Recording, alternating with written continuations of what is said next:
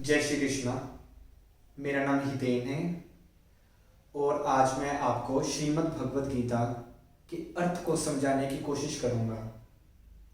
तो चलिए शुरू करते हैं पहले अध्याय से।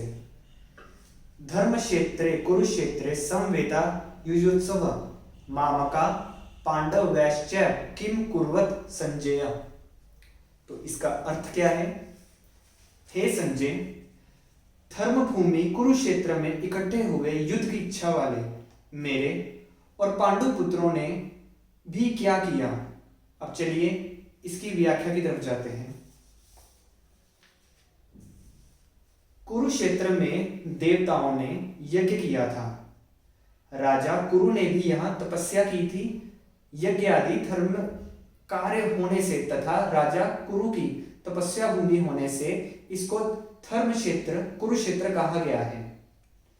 यहां धर्म क्षेत्र और कुरुक्षेत्र पदों में क्षेत्र शब्द देने में धृतराष्ट्र का अभिप्राय है कि ये अपनी कुरुवंशियों की भूमि है। ये केवल लड़ाई की भूमि नहीं है, प्रत्युत तीर्थ भूमि भी है, जिसमें प्राणी जीते जी पवित्र कर्म करके अपना कल्याण कर सकता है।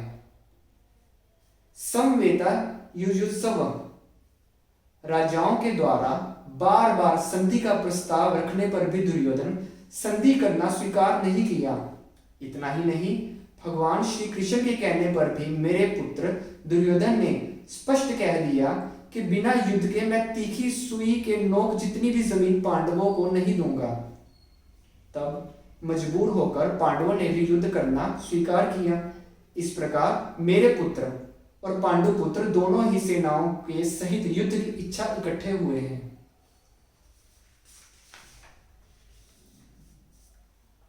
मामका पांडव वैश्च, पांडव धृतराष्ट्र को पिता के समान समझते थे और उनकी आज्ञा का पालन करते थे। धृतराष्ट्र के द्वारा अनुचित आज्ञा देने पर भी पांडव उचित अनुचित का विचार ना करके उनका आज्ञा का पालन करते थे। चलिए अब देखते हैं किम कुर्वत किम की व्याख्या क्या है। इस शब्द के 3 अर्थ होते हैं: विकल्प, निंदा और प्रश्न।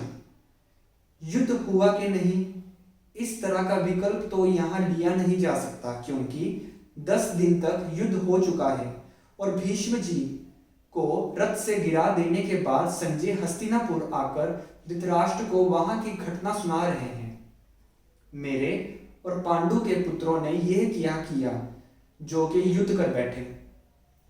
उनको युद्ध नहीं करना चाहिए था।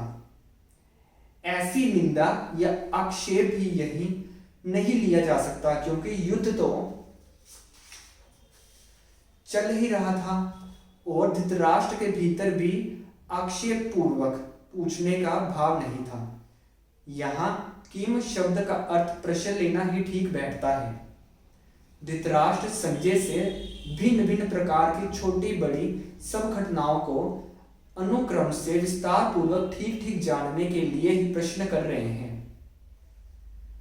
धृतराष्ट्र के प्रश्न का उत्तर संजय आगे के श्लोक से देना आरंभ करते हैं। अब हम आगे का श्लोक अगली वीडियो में देखेंगे। आज के लिए बस इतना ही। आपको ये वीडियो कैसी लगी हमें बताएं, लाइक करें, कमेंट करें और अगर आप चैनल पे नए हैं इसे सब्सक्राइब करें। Thanks for watching.